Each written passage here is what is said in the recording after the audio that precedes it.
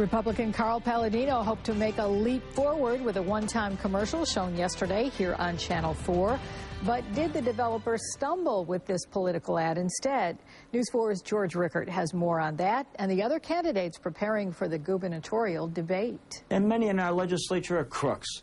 What was billed as a major announcement by his campaign turned out to be a 3-minute commercial and plea for campaign funding for Carl Paladino.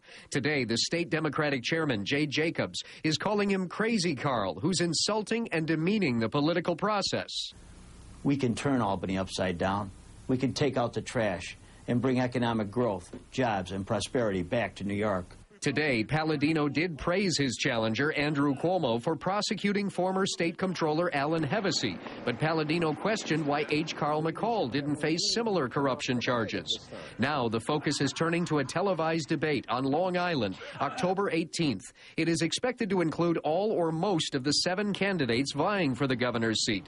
One of them is Jimmy McMillan, who 16 years ago walked from New York City to Buffalo when he ran against Andrew Cuomo's father, Mario.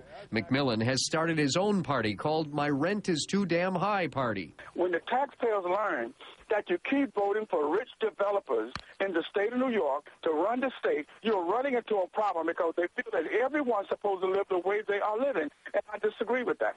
Kristen Davis will also be in the debate. The former madam is an independent candidate who wants to legalize prostitution and gay marriage. Libertarian candidate Warren Redlick, Freedom Party candidate Charles Barron, and Green Party candidate Howie Hawkins are also invited to the debate a week from Monday.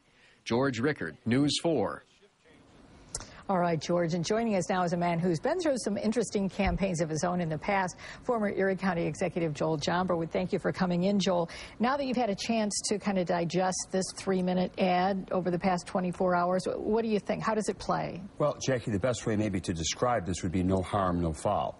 I think what the Paladino campaign was attempting to do yesterday with all of the hype was to hit an out-of-the-park home run. I don't think that happened yesterday, so I'm not sure there was any real gain by the Paladino camp yesterday with that strategy. All right, so they didn't hit the home run yesterday. Time is of the essence. Time is running out here. Is there enough time to gain the ground that's needed? Well, normally you would think yes, if the campaign had the proper finances, but based on what we saw yesterday with the appeal at the end by Nancy Naples, there seems to be a situation where the resources may not be there to try to close the deal, if you will, between now and Election Day. So it appears that this is going to be an upward battle from here on in. All right. The big news that came yesterday was that Andrew Cuomo has agreed now to a debate with Paladino and all the other candidates.